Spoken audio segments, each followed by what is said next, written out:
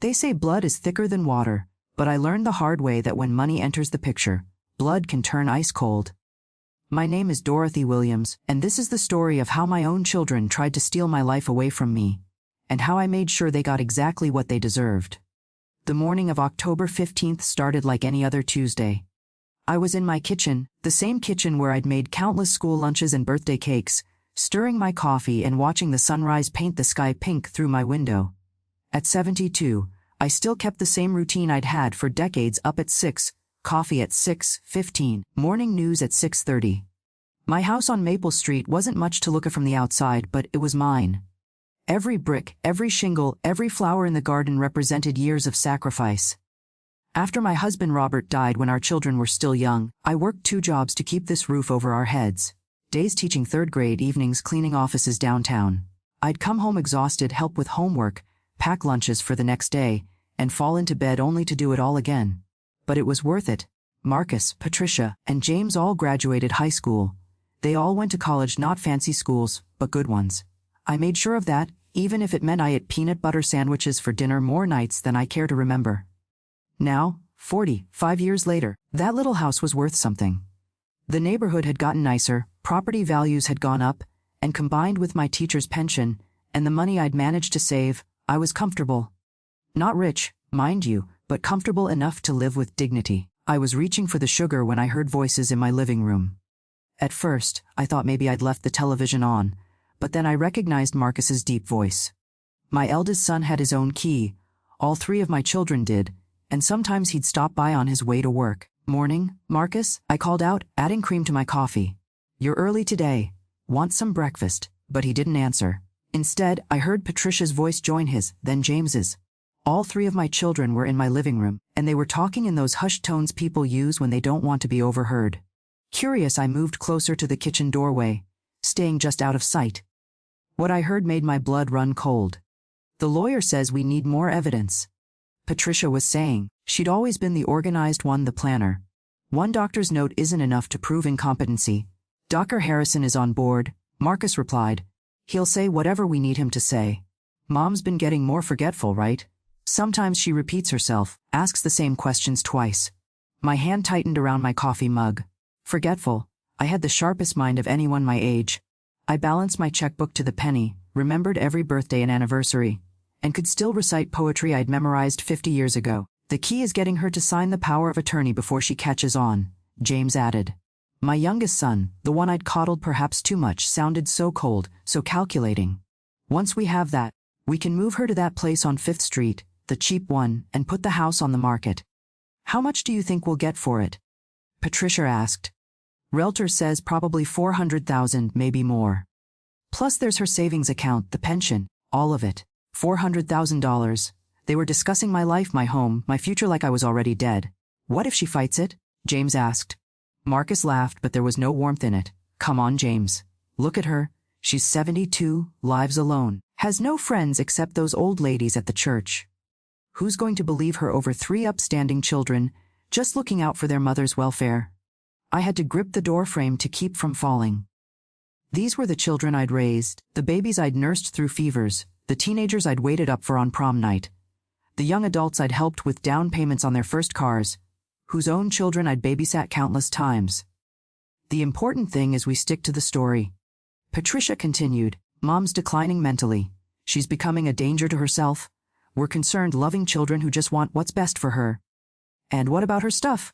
"All the furniture and things." "Goodwill," Marcus said dismissively. "Most of it's junk anyway, though I might keep Dad's watch and Mom's jewelry. You know, for sentimental value." Sentimental value.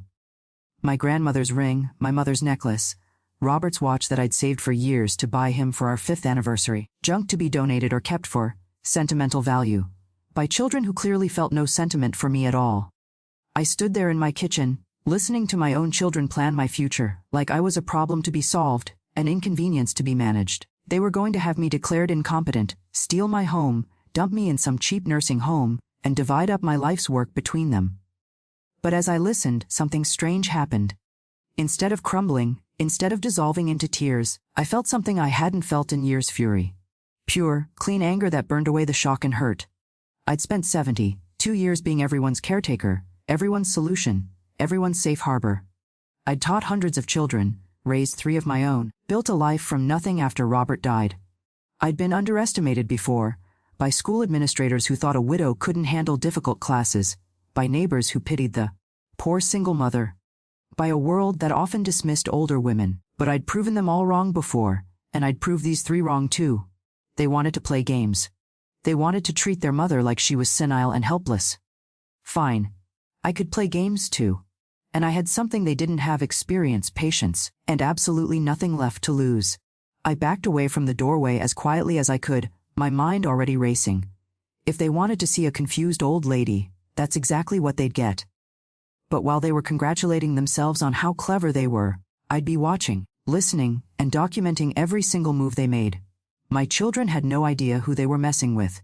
Dorothy Williams hadn't survived everything life had thrown at her by being weak or naive. They were about to learn that underestimating their mother was the biggest mistake they'd ever made.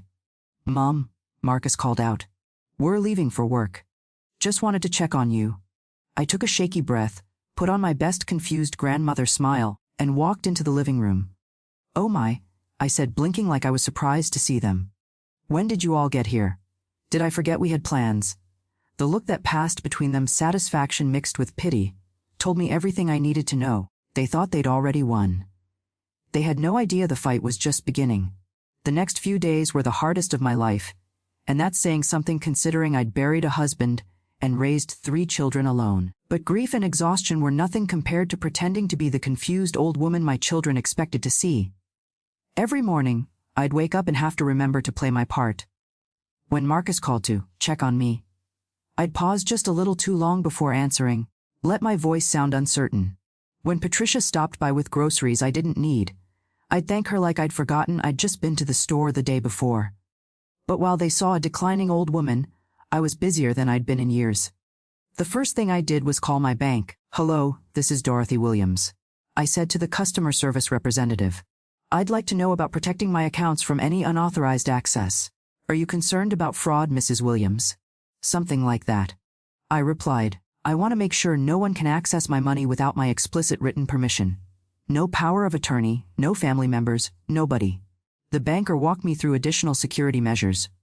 I set up verbal passwords, required in-person verification for any major transactions, and made sure they had clear instructions that I was of sound mind and any claims to the contrary should be verified directly with me. Next, I called my doctor, my real doctor, not the one Marcus had mentioned. Dr. Patricia Chen had been my physician for over 10 years, and she knew me well. "Dorothy, it's so good to hear from you," she said when she took my call. "How are you feeling?" "Physically fine, Dr. Chen. But I need to ask you something confidential. Has anyone contacted you about my mental health? Any of my children or another doctor?"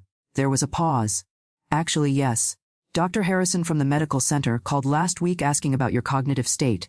He said your family was concerned. I told him I hadn't seen any signs of decline in you, but he seemed to think I might have missed something."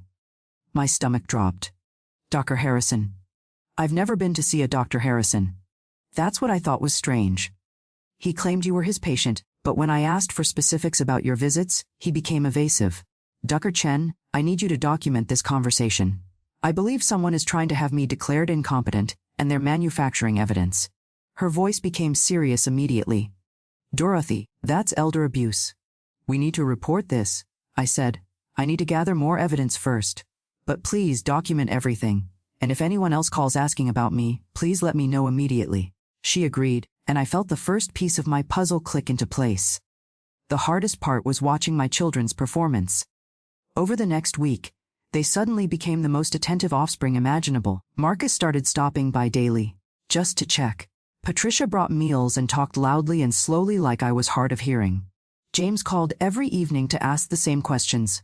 "Did you remember to take your medicine? Did you leave the stove on? Are you feeling confused?" Each time, I played my part.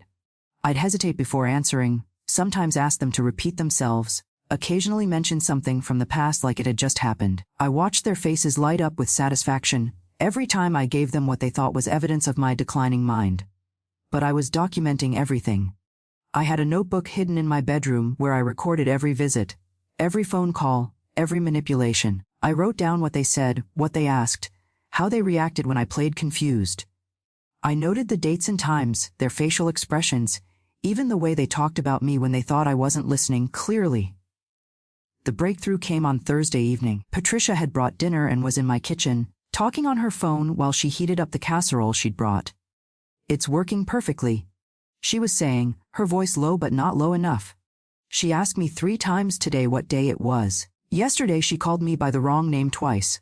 I hadn't asked about the day, and I'd never called her the wrong name. But Patricia was building her story, creating incidents that never happened. "Dr. Harrison says he can schedule the evaluation for next week," she continued. "Marcus found a lawyer who specializes in elder care. Apparently, the whole process can be wrapped up in a few weeks if we have enough documentation." My hands were shaking as I sat in my living room, pretending to watch television while my daughter planned my future in my own kitchen. But I kept my breathing steady, my expression blank, even as I memorized every word. The best part is she's cooperating completely. She has no idea what's happening. Sometimes I almost feel bad, but then I remember how stubborn she can be. This way everyone gets what they need. What they need, not what I need. What they need. After Patricia left, I sat in the darkness of my living room and let myself cry for exactly 10 minutes. I set the timer on my old clock and allowed myself that much grief for the children I'd raised, the family I'd thought I had. When the timer went off, I dried my eyes and got back to work. I called directory assistance and got the number for elder services. The next morning, while my children thought I was probably napping or watching game shows, I was on the phone with a woman named Emma Rodriguez. "I'd like to report suspected elder abuse," I said. Emma's voice was gentle but professional. "Can you tell me what's happening, ma'am?" I told her everything, the overheard conversation, the fake doctor, the manipulation, the lies. Emma listened without interrupting, occasionally asking for clarification. "Mrs. Williams, what you're describing is financial elder abuse, and it's a serious crime, but I have to ask, are you sure about what you heard? Sometimes families have difficult conversations about care without meaning harm." "Young lady," I said, and despite everything, I couldn't help smiling at her polite skepticism. "I taught 3rd grade for 38 years. I know the difference between concern and conspiracy. I've been sharp enough to notice that 3 of my former students are now principals, 2 are teachers themselves, and 1 became a judge. My mind is just fine." Emma's tone shifted immediately. "I believe you, Mrs. Williams, and I want to help. But we need to be careful. If your children are really planning to have you declared incompetent, we need solid evidence to counter their claims. I've been documenting everything," I told her. "But I need help. I need someone official who can witness what's really happening." "I'd like to meet with you," Emma said. "But it has to be when your children won't see me. We need to be strategic about this." We arranged for her to visit the next afternoon when I knew my children would be at work. For the first time since I'd overheard that terrible conversation, I felt like I wasn't alone in this fight. That night, Marcus called for his daily check-in. "Hi, Mom. How are you feeling today?" I let my voice sound tired, confused. "Oh, Marcus, I had the strangest day. I could have sworn someone called me, but I can't remember who it was. And I found this notebook with my handwriting, but I don't remember writing in it." The satisfaction in his voice was unmistakable. "Don't worry about it, Mom. Sometimes our minds play tricks on us. Did you take your vitamins today?" "Ah, I think so. Everything seems so foggy lately." "That's okay, Mom. Patricia and James and I are going to take good care of you. You don't need to worry about anything anymore." After I hung up, I looked at my reflection in the darkened window. Dorothy Williams, they thought I was finished. They thought I was a helpless old woman who could be shuffled aside for their convenience. Tomorrow, Emma Rodriguez would walk into this house and see the truth: a 72-year-old woman who was sharper, more determined, and more dangerous than her ungrateful children could possibly imagine. The game was just getting started. Emma Rodriguez arrived at exactly 2 o'clock on Friday afternoon, just as we'd arranged. I watched from my front window as she parked her small Honda and walked up my front path.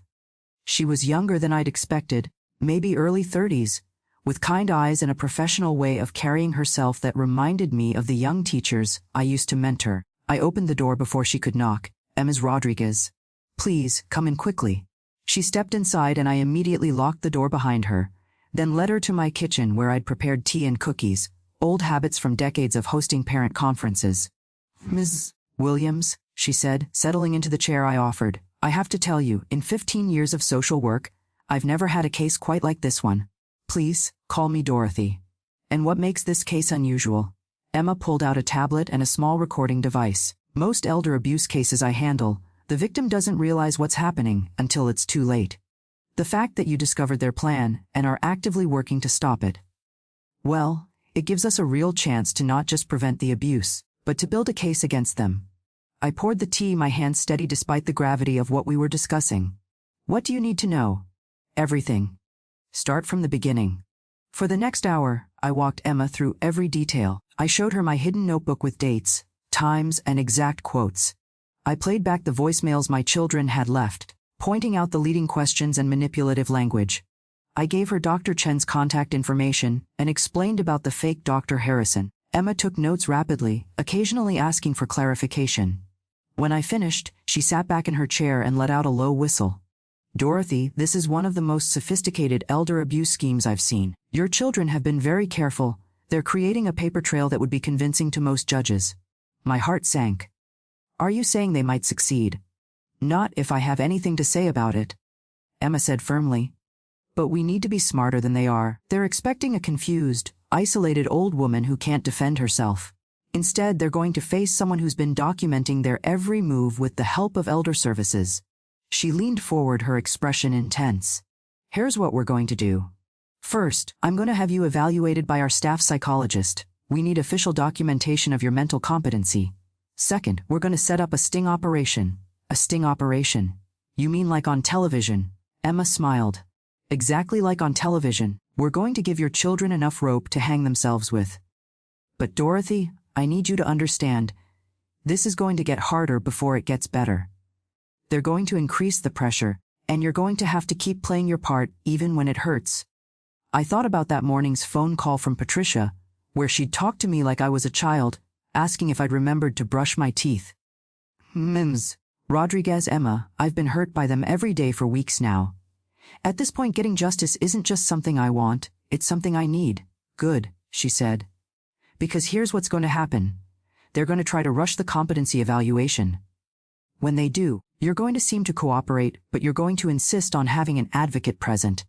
That advocate will be me. She opened her tablet and showed me some documents.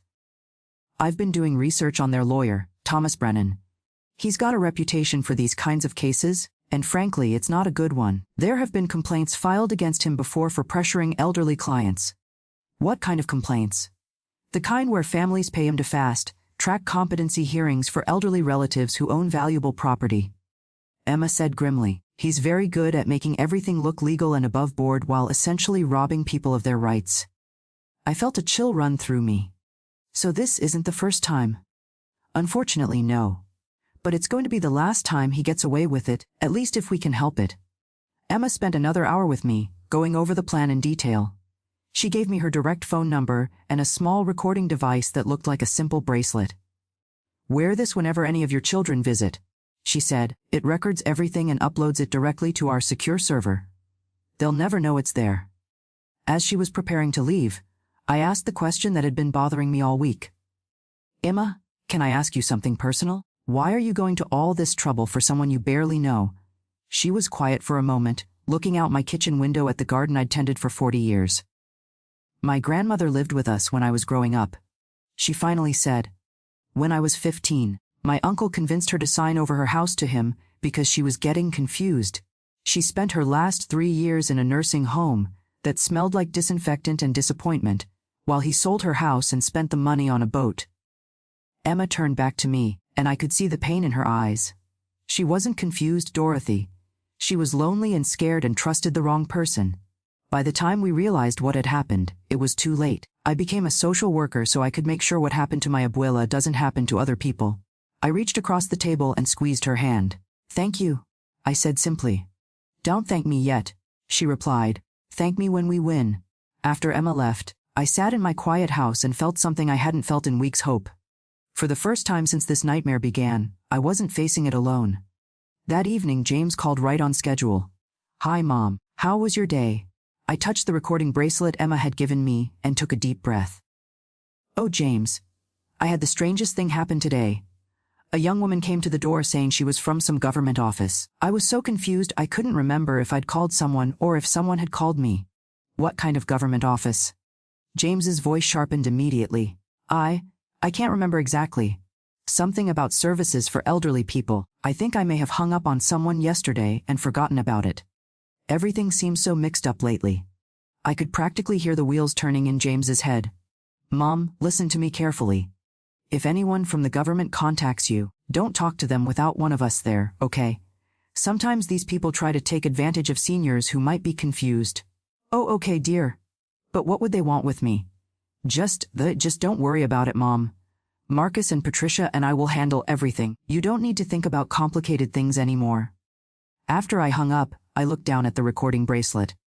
In less than 5 minutes, my youngest son had told me not to cooperate with government services designed to help me and had essentially said I was too stupid to think for myself. Tomorrow was Saturday. Emma had warned me that weekends were when families often made their big moves in cases like this, when courts were closed and elderly people were more isolated. I double-checked that my doors were locked, made sure my phone was charged, and placed Emma's business card right next to my bed. Whatever my children were planning next, I'd be ready for them. And for the first time in weeks, that thought didn't scare me. It made me smile. Saturday morning came with an unseasonable chill, the kind of gray October day that makes you want to stay inside with hot coffee and a good book. I was doing exactly that, sitting in my favorite armchair with my reading glasses and a mystery novel, when I heard 3 car doors slam in my driveway at exactly 10 o'clock. All 3 of my children had arrived together. That had never happened before, not for birthdays, not for holidays, not even when Robert died. My stomach clenched, but I touched Emma's recording bracelet and reminded myself that I was ready. The front door opened without a knock. Mom, Marcus called out. We're here. I bookmarked my page and walked to the living room with a confused smile. Oh my, what a nice surprise! What brings you all here together? Patricia stepped forward, carrying a manila folder and wearing the kind of serious expression she'd perfected as a teenager when she wanted something. Mom, we need to talk. We're worried about you. Worried? Why would you be worried? I let my voice sound genuinely puzzled, even though my heart was racing. James took my arm gently and guided me to the couch. Mom, you've been forgetting things. Important things. Yesterday you told me about a government worker who came to see you, but you couldn't remember why. We think it might be time to get you some help, Marcus added. Professional help. I blinked at them, making sure the bracelet was recording everything. What kind of professional help? Patricia sat down beside me and opened the folder. We've found a wonderful doctor, Dr. Harrison, who specializes in helping people our age when they start having memory problems. But I already have a doctor. Dr. Chen has been taking care of me for years. Dr. Chen is just a general practitioner? Marcus said dismissively. Dr. Harrison is a specialist. He understands these kinds of problems much better. Patricia pulled out a sheet of paper. Mom, Dr. Harrison needs to do an evaluation. It's just a few simple questions, nothing to worry about. But first, we need you to sign this paper. I took the document and pretended to squint at it, holding it at arm's length like I couldn't see properly. What is this? The words are so small. It's just a form saying you agree to the evaluation, James said quickly. And it gives us permission to help you with your affairs if the doctor thinks you need assistance. Power of attorney. They were trying to get me to sign away my rights right here in my living room. I set the paper down with shaking hands. Not from fear this time. I don't understand. What kind of assistance? Nothing major, Patricia said smoothly. Just help with paying bills, managing your accounts, making sure all your paperwork is in order. You know how complicated these things can get. And we've been looking at some really nice places where you might be more comfortable. Marcus added. Places where there are people around all the time, activities, meals prepared for you. You mean a nursing home? I said it flatly. An assisted living facility. James corrected quickly. Much nicer than a nursing home. And Mom, we found one that's very affordable, so you wouldn't have to worry about money. Affordable for them, he meant.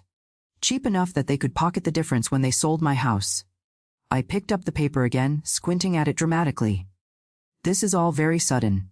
Maybe I should call Dr. Chen and ask her what she thinks. The 3 of them exchanged glances, quick, worried looks that they thought I didn't catch. Mom, Patricia said carefully, Dr. Chen isn't really equipped to handle this kind of evaluation. Dr. Harrison is the expert here. But I trust Dr. Chen. She's been my doctor for 10 years. Mom, you're being difficult, Marcus said, his patience obviously wearing thin. We're trying to help you here. Don't you want to be safe? I let my eyes fill with tears, not entirely fake ones. Of course I want to be safe, But this is my home. Your father and I bought this house when you were babies. All my memories are here. Mom, James said gently, sometimes we have to let go of the past and think about what's best for the future. Patricia leaned forward, pressing the pen into my hand. Just sign the paper, Mom. Let us take care of everything else. This was it. The moment Emma and I had prepared for. I looked at the pen in my hand, then at my 3 children who were watching me like vultures waiting for their prey to die. I need to think about this, I said finally. It's a lot to take in all at once. Marcus's face darkened. Mom, there's nothing to think about. You just admitted you can't remember things properly. You told James about some government worker you couldn't identify. You're clearly having problems. What if? I paused, as if a thought had just occurred to me. What if I want someone else to be there when I meet with this Dr. Harrison? Someone who can help me understand what he's saying. Like who? Patricia asked suspiciously. Maybe someone from the church. Or that nice young woman who called yesterday from the senior center. James sat up straighter. What young woman? I touched my temple as if trying to remember. She said her name was Emma something. She said she helps seniors understand their rights or something like that. I wrote her number down somewhere. The change in the room's atmosphere was immediate. All 3 of my children became very alert, very focused. Mom, Marcus said carefully, you don't need someone from outside the family involved in this. We're your children. We know what's best for you. But she seemed so nice, and she said she could explain things in simple terms. No, Patricia said firmly. Absolutely not. Mom, these people from government agencies, they don't understand family situations. They might try to confuse you or turn you against us. Turn me against you. Why would anyone want to do that? James leaned forward. Mom, there are people who prey on seniors, who try to convince them that their families are trying to hurt them. It's a scam. They get elderly people to distrust their own children, so they can take advantage of them. I stared at him in amazement. He was describing exactly what they were doing to me, but projecting it onto Emma and Elder Services. So I shouldn't call that nice young lady back. Definitely not, Marcus said.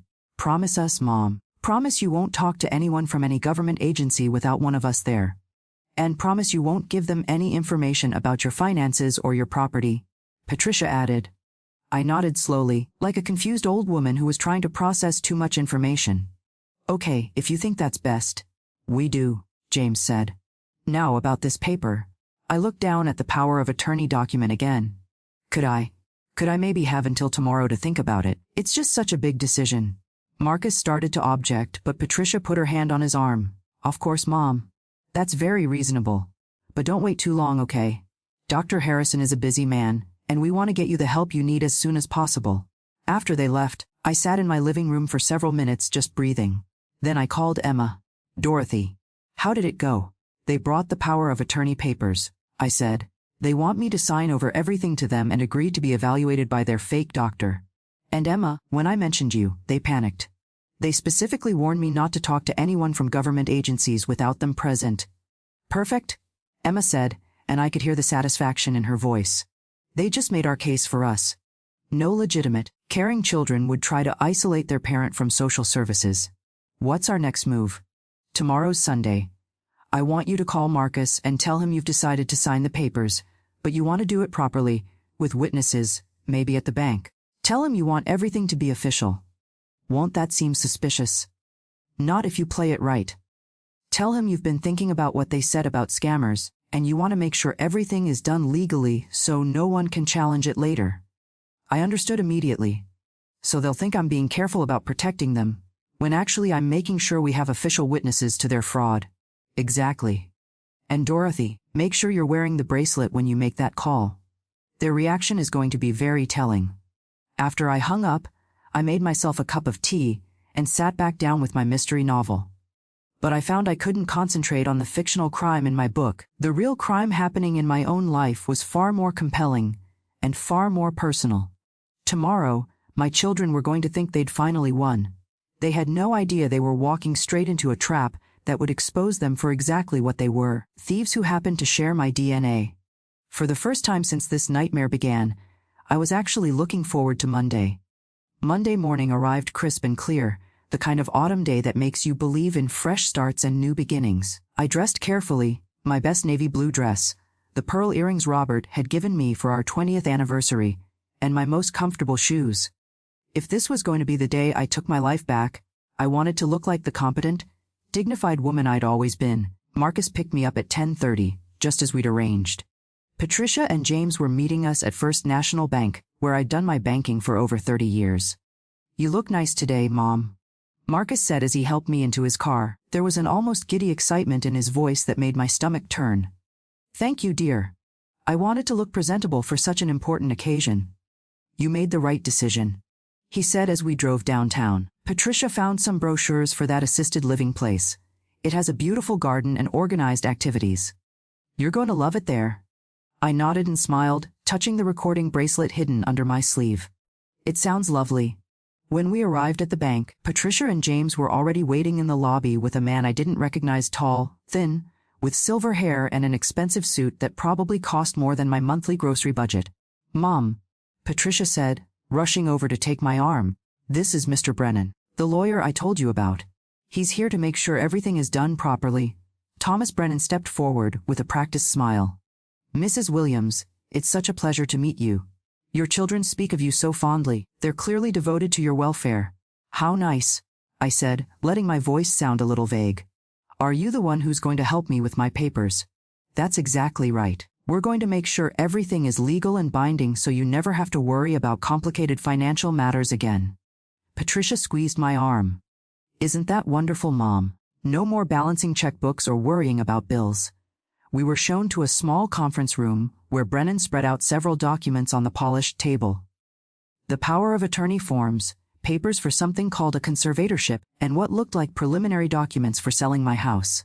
"Now, Mrs. Williams," Brennan said, pulling out an expensive-looking pen, "these are just formalities, but they'll ensure that your children can take care of everything for you." I picked up the first document and squinted at it, holding it at arm's length. Oh my, there are so many big words.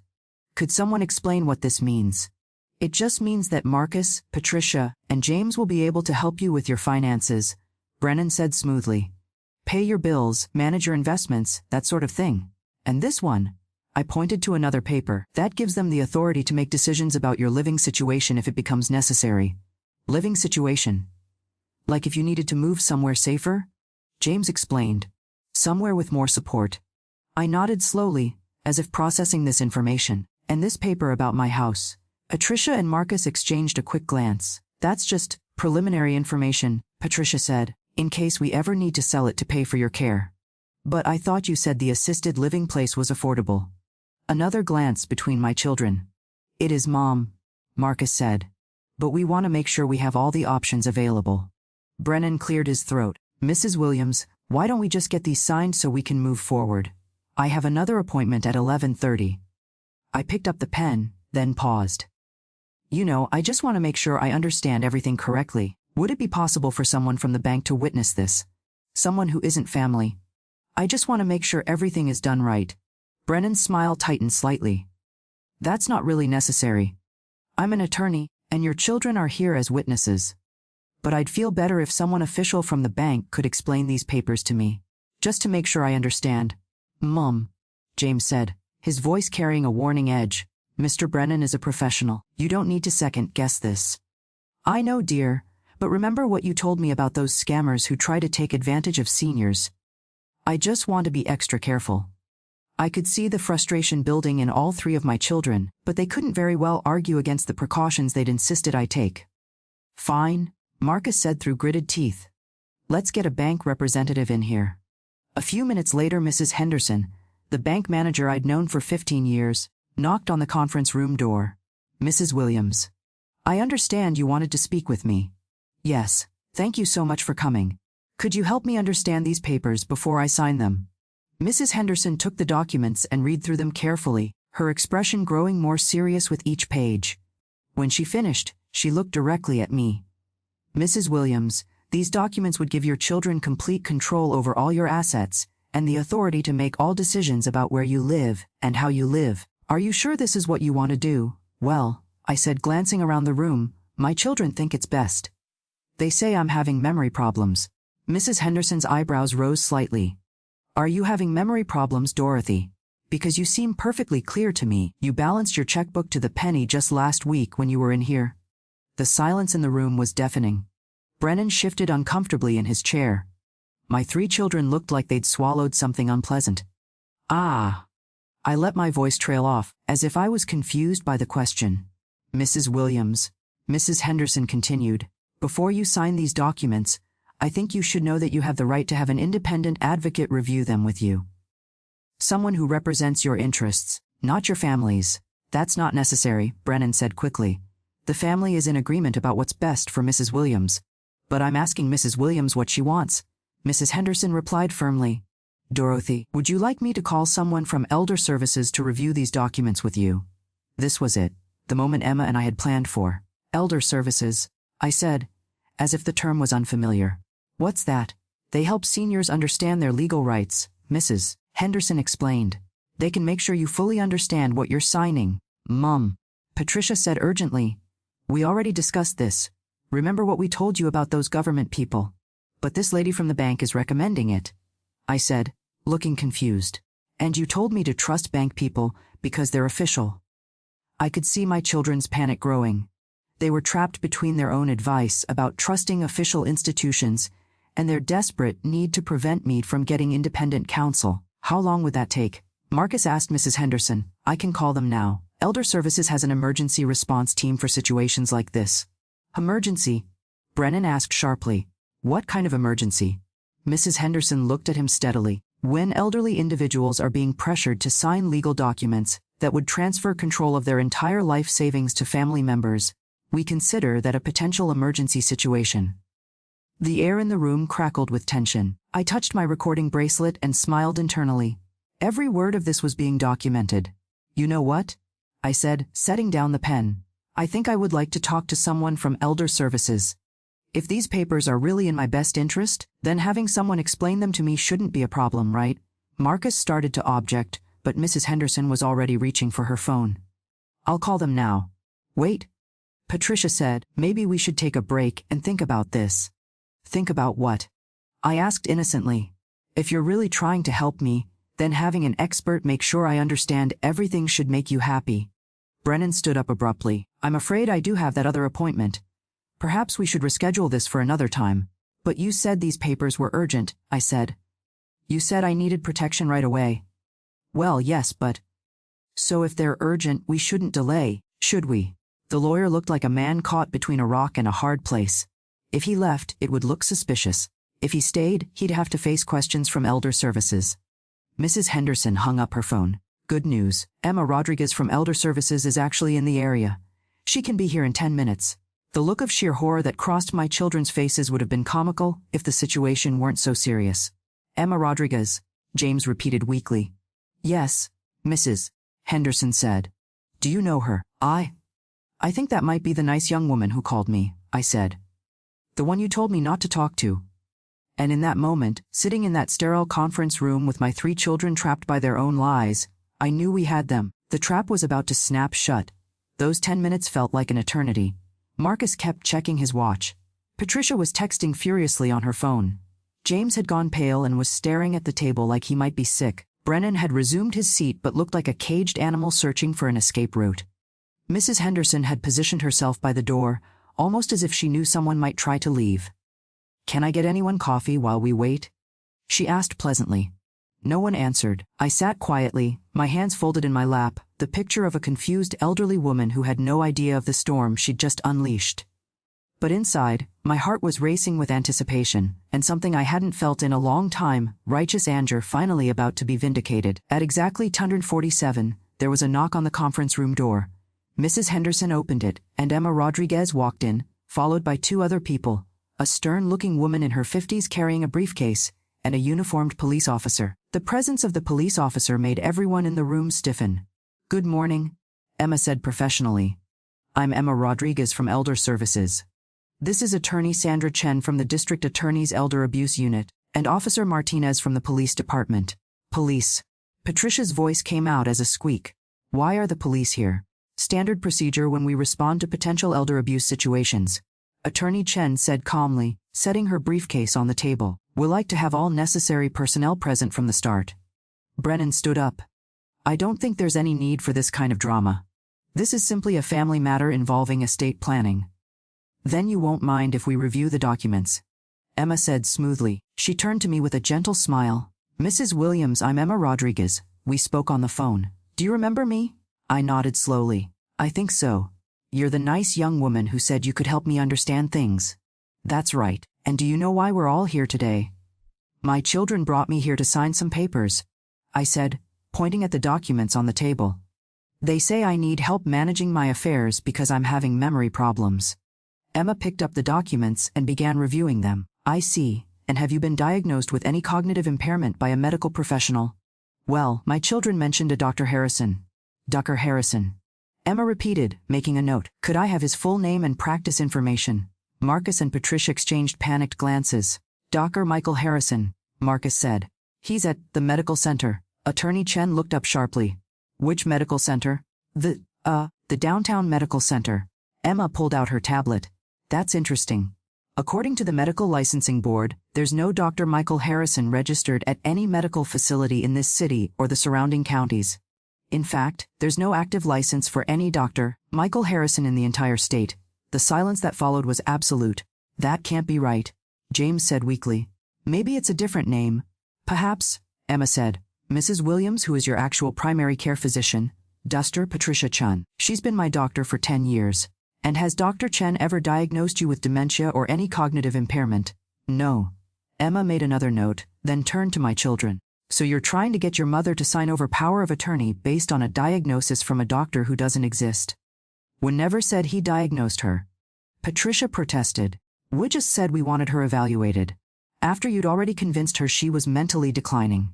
Attorney Chen interjected. Tell me, did any of you consult with Mrs. Williams's actual physician before pursuing this course of action? No one answered. Attorney Chen opened her briefcase and pulled out several folders. Over the past week, Elder Services has been conducting an investigation based on information provided by Mrs. Williams. We've discovered some very interesting things. She laid out documents one by one, like a dealer showing a winning hand. First, we have recordings of conversations where the three of you discuss fabricating evidence of your mother's mental decline. Second, we have testimony from Dr. Patricia Chen stating that you attempted to get her to provide false medical documentation. Third, we have records showing that you, Mr. Brennan, have been involved in at least 4 similar cases in the past 3 years, all involving elderly clients with valuable property who were declared incompetent and subsequently lost control of their assets. Brennan's face had gone from red to white. This is outrageous. I demand to see proof of these allegations. Oh, we have proof, Emma said. She pulled out a small device and pressed a button. Suddenly, the voices of my children filled the room. The conversation I'd overheard that terrible morning weeks ago. The lawyer says we need more evidence. Once we have power of attorney, we can move her to that place on 5th Street, the cheap one, and put the house on the market. What if she fights it? Who's going to believe her over 3 upstanding children? I watched as my children's faces crumbled, the masks they'd been wearing finally falling away to reveal the shame and panic underneath. The recording continued, playing back every damning conversation, every manipulation, every lie. The bracelet Emma had given me had captured everything. When the recording finally ended, Marcus found his voice. Mom, you were recording us. I met his eyes steadily, and for the first time in weeks, I let him see the real me, not the confused old woman I'd been pretending to be. But Dorothy Williams, the woman who'd survived everything life had thrown at her and came out stronger. Yes, I said simply. Every visit, every phone call, every cruel word. I documented everything. But we're your children, Patricia said, and there were actual tears in her eyes now. How could you do this to us? The sheer audacity of that statement made me stand up from my chair. When I spoke, my voice was clear and strong and carried every ounce of hurt and fury I'd been holding back. How could I do this to you? I repeated. You plotted to steal my home. You manufactured evidence of mental illness. You planned to dump me in the cheapest facility you could find so you could pocket the difference. You talked about me like I was already dead, like I was nothing but an inconvenient obstacle standing between you and my money.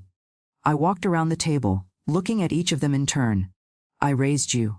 I worked 2 jobs to keep food on the table and clothes on your backs after your father died. I went without so you could have.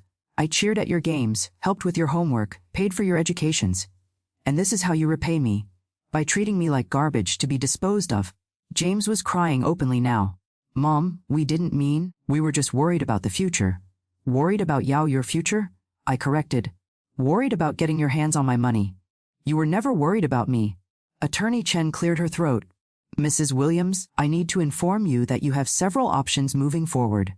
You can choose to press criminal charges for attempted fraud and elder abuse. You can also pursue civil action for emotional distress. I looked at my 3 children, really looked at them. These were the babies I'd nursed through fevers, the toddlers I'd taught to tie their shoes, the teenagers I'd waited up for on prom night. Somewhere along the way, they'd become strangers who valued money more than their own mother. What I want, I said slowly, is for them to understand what they've done. What I want is for them to face consequences that might actually teach them something. I turned to Attorney Chen. I want to press charges. All of them. Mom, no. Patricia stood up. Please, think about what this will do to the family. What family? I asked quietly. You destroyed this family the moment you decided I was worth less than the price of my house. Officer Martinez stepped forward. Mr. Brennan, Marcus Williams, Patricia Williams, James Williams, you're all going to need to come with me to answer some questions. As the officer began reading them their rights, Brennan tried one last play. This is all a misunderstanding. We can work this out without involving the criminal justice system. Emma laughed, actually laughed. Or Mr. Brennan, you're looking at multiple counts of conspiracy to commit fraud, attempted exploitation of a vulnerable adult, and in your case specifically, a pattern of similar behavior. The DA's office has been building a case against you for months. Thanks to Mrs. Williams, we finally have the evidence we need. As they were being led out, James turned back to look at me. Mom, I'm sorry. I'm so sorry. Part of me, the part that had been his mother for 38 years, wanted to forgive him, to make it all better like I always had. But the stronger part of me, the part that had been hurt and betrayed, knew that some things couldn't be fixed with apologies. I'm sorry too, I said. Sorry that I raised children who could do something like this. Sorry that I somehow failed to teach you the most basic lessons about decency and respect. After they were gone, I sat back down heavily. The adrenaline that had been carrying me through was fading, leaving me exhausted and emotionally drained. Emma sat down beside me and took my hand. Dorothy, you did the right thing. What they were doing was criminal, and they need to face consequences. I know, I said, but knowing something is right doesn't make it hurt any less. Mrs. Henderson brought me a glass of water. Dorothy, you're one of the bravest women I've ever met. What you did today, standing up to your own children, that takes real courage. Attorney Chen packed up her documents. Mrs. Williams, I'll be in touch about the next steps. But I want you to know, you've done more than just protect yourself today. The evidence you helped us gather against Brennan is going to stop him from doing this to other families. As they all prepared to leave, Emma lingered behind. Dorothy, how are you really doing? I thought about the question. My children were being arrested. My family was destroyed. Everything I'd worked for seemed to have been for nothing. But I was still here. I still had my home, my dignity, and my freedom. I'd proven that Dorothy Williams was nobody's victim. I'm surviving, I told her, just like I always have. You're doing more than surviving, Emma said gently. You're winning. After everyone left, I sat alone in that conference room for a long time, looking at the papers that would have stolen my life away. Then I picked them up, walked over to the trash can, and dropped them in. Tomorrow would bring new challenges, legal proceedings, difficult conversations, the painful reality of a family torn apart. But tonight I would go home to my house on Maple Street, make myself a cup of tea, and sit in the garden that I'd tended for 40 years. And I would do it as a free woman, on my own terms, in my own home. They tried to throw me away like trash. Instead, I'd shown them exactly who Dorothy Williams really was. And I wasn't done yet. 6 months later, I stood in my kitchen making coffee, watching another sunrise paint the sky pink. It was a routine I'd maintained for decades, but everything else about my life had changed. The legal proceedings had moved faster than I'd expected. Thomas Brennan was facing multiple felony charges, not just for what he'd tried to do to me, but for a pattern of elder abuse cases stretching back years. Emma had been right. My case had been the key that unlocked investigations into at least a dozen other families where elderly parents had mysteriously lost control of their assets just before dying in substandard care facilities. As for my children, the consequences had been swift and severe. Marcus had been sentenced to 2 years in prison for conspiracy to commit fraud and attempted exploitation of a vulnerable adult. His wife divorced him 3 months into his sentence, taking their 2 children, my grandchildren whom I'd barely seen since the arrest, and moving to another state. Patricia had received 18 months and a hefty fine. She'd lost her job, her reputation in the community, and according to Emma, who kept me updated, she'd aged 10 years in 6 months. James, being the youngest and showing genuine remorse, had received probation and mandatory community service working, ironically enough, at an elder care facility. He was the only one who had tried to reach out to me, sending letters that I kept but couldn't bring myself to open yet. The house on Maple Street was still mine. The garden I'd tended for 40 years was blooming beautifully this spring. But I wasn't living there alone anymore. "Morning, Dorothy," came a cheerful voice from the hallway. Margaret Chen, a retired librarian, shuffled into the kitchen in her bathrobe and slippers. "Is that coffee I smell?" "Fresh pot," I confirmed, pouring her a cup. After everything had settled, I'd realized something important. I didn't want to live alone anymore. Not because I couldn't manage, I'd proven beyond any doubt that my mind was sharp as ever. But because loneliness had made me vulnerable to my children's schemes. If I'd had friends around, people who saw me regularly, my children never would have dared try what they did. So I'd converted my house into a shared living arrangement. Margaret had the guest room. Susan Park, a retired nurse, had the room that used to be James's. And once a week, we hosted a support group for other elderly people who'd experienced abuse or exploitation from family members. Emma had helped me set it up. She'd become more than just the social worker who'd saved my life. She'd become a true friend. She stopped by every Wednesday for dinner, and I'd become like an adopted grandmother to her 2 young daughters. "Dorothy." Susan called from the living room where she was setting up for today's support group meeting. "We've got 12 people coming today. I'll need help with the chairs." I smiled and headed to help her. 12 people. When we'd started the group 3 months ago, it had been just the 3 of us sitting in my living room, sharing our stories. Now we had to push back the furniture to fit everyone. The doorbell rang at exactly 10 o'clock. Our first arrival was Mr. Patterson, an 80-year-old veteran whose son had tried to get him declared incompetent to access his military pension. Thanks to our support group and Emma's guidance, Mr. Patterson had successfully fought back and was now in the process of suing his son. Over the next hour, they all arrived. Helen, whose daughter had stolen her identity. Robert, whose grandson had taken out credit cards in his name. Maria, whose entire family had tried to pressure her into signing over her restaurant. Each of them had a story of betrayal, and each of them had fought back. I started the meeting the way I always did. "Good morning, everyone. For those who are new, my name is Dorothy Williams, and 6 months ago, my 3 children tried to steal my home and have me declared incompetent so they could control my assets."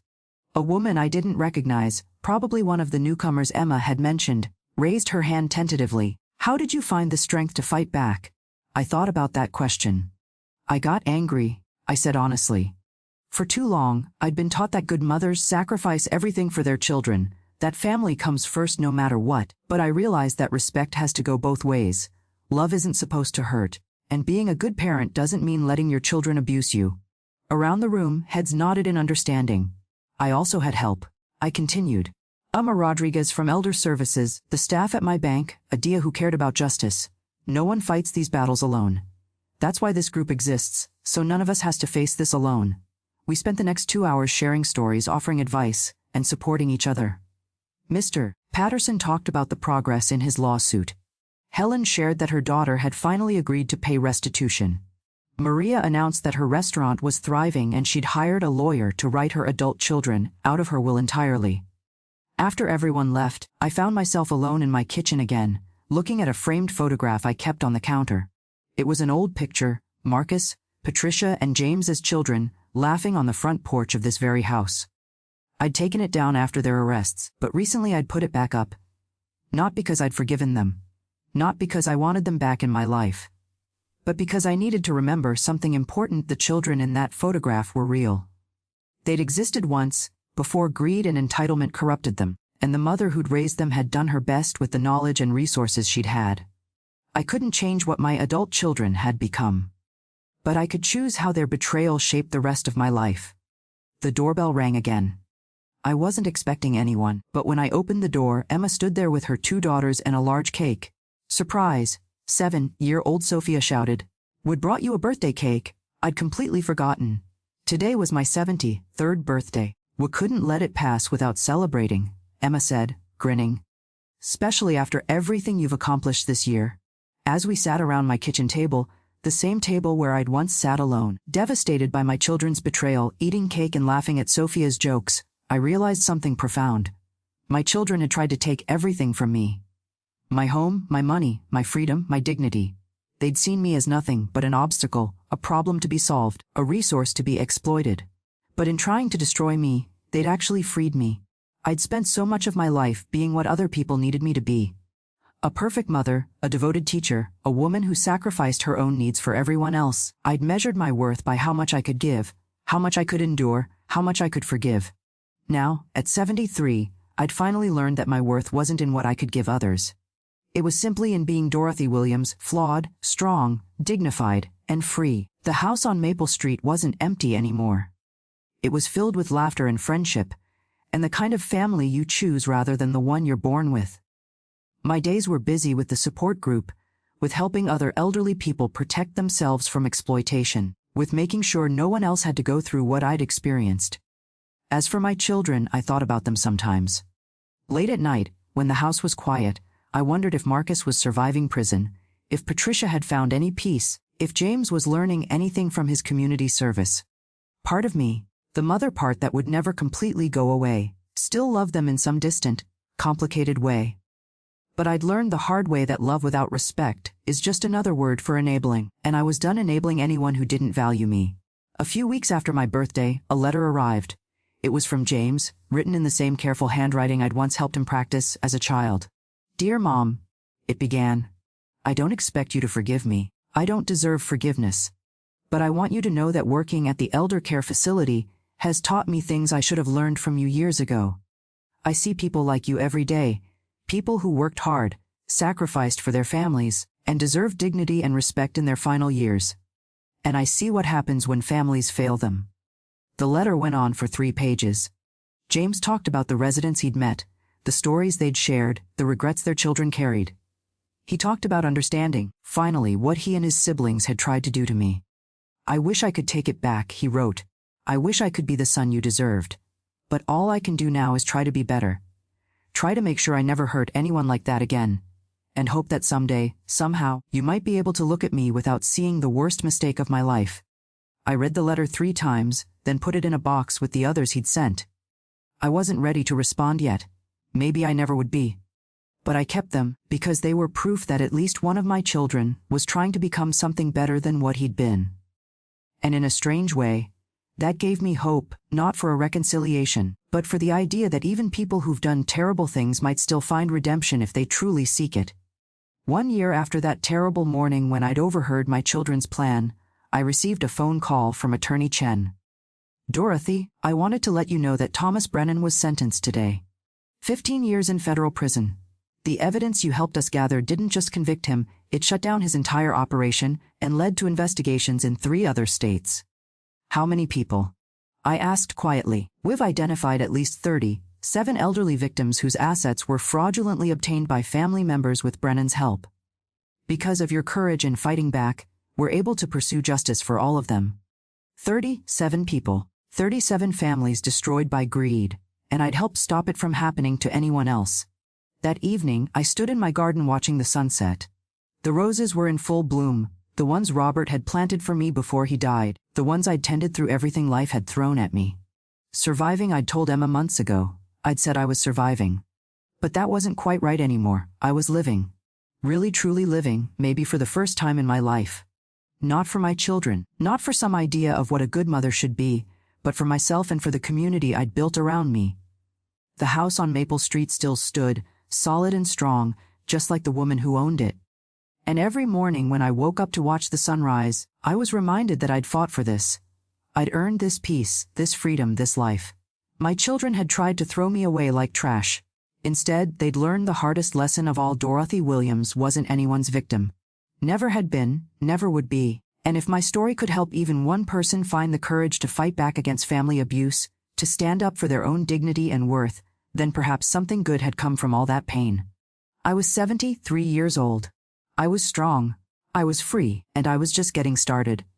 Ipilabalo to anyone listening to this story who sees themselves in it, who's being pressured by family, who's being told they're too old or too confused to make their own decisions, who's being isolated and controlled, please know this: You are not alone, you are not helpless, and you are not too old to fight back. Reach out to elder services in your community. Talk to a trusted friend or advisor. Document everything.